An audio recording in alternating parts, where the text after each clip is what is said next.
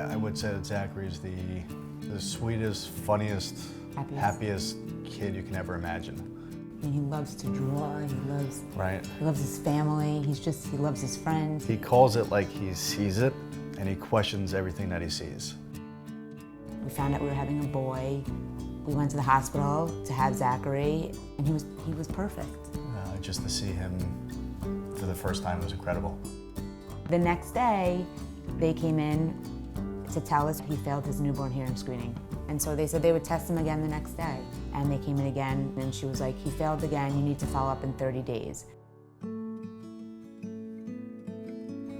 At that point, we knew that he couldn't hear, and I've never known anyone with hearing loss. I never really knew anyone with hearing aids. Like, my whole future and everything I dreamed for him was like all of a sudden fading away. You know, he was gonna ride a bike, you know, we were gonna play sports. You know, all those things you thought you were gonna do with your kid, you know, was kind of being thrown out the window. You have all these hopes for your kids, and now what kind of life was he gonna have? And we knew right then that if cochlear implants were for him, that he was 100% gonna get cochlear implants. So he had the surgery to put in the implants inside his head, and then they let it heal, and then we had to wait a month until he was activated. And we went back, and they did one ear the first day. We had to go the next day to turn on the other ear. I remember I was holding him, and he was sitting across the table, and Zachary was looking at me, and Jared was going, Zachary, Zachary, and he was turning his head, and he finally found Jared and started to cry. And then we came home, and we had this new life with the cochlear implants. And slowly but surely, we were witnessing a miracle every single day. I mean, he was your typical little boy at this point. But it still always concerned me that maybe it was something more, and I just couldn't let it go. I remember that I would go into his room, this was right before he started preschool, and it was like he wasn't seeing me. I was like, I don't think he's seeing me when it's dark. I remember, you know, she wasn't sleeping and waking up, and she'd be like, you know, just staring into space. And it was like, I remember asking her, you know, like, tell me what's going on. And she goes, I'm just so, you know, worried.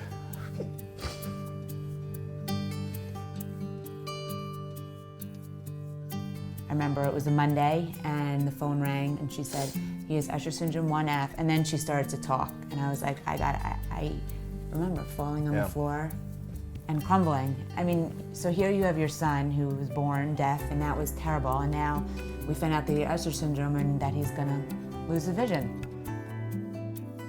So Usher syndrome is a genetic syndrome that affects your hearing, balance, and your vision. What classifies it as a syndrome is that it's more than one thing.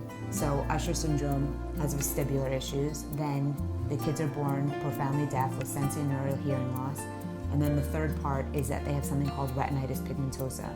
So what makes it Usher syndrome is that the kids have all of these three things. What the vision part is you're born with night blindness, so he can't see at night. And then slowly your periphery, the cells in your peripheral vision die until it's tunnel vision, until eventually total blindness. I started working with Zachary about 2 years ago when he first entered preschool. And when he first came, everything was scary for him. He wouldn't try new things. He needed help. He wanted to hold your hands. He would trip just walking down the hall. And now he's doing things that a typical boy would do, but he still has a lot of trouble with it. Just walking on grass or uneven surfaces are really hard for him. I think his challenges are going to change over time and beginning to work on things with his eyes shut, where he relies on other senses, because right now he does rely on his eyes for his balance. And as that disappears, we're definitely going to have to challenge him a little more with his eyes closed, so that that becomes just as natural as with his eyes open. The reality is that there is no cure right now. The first place we were connected to was the University of Iowa.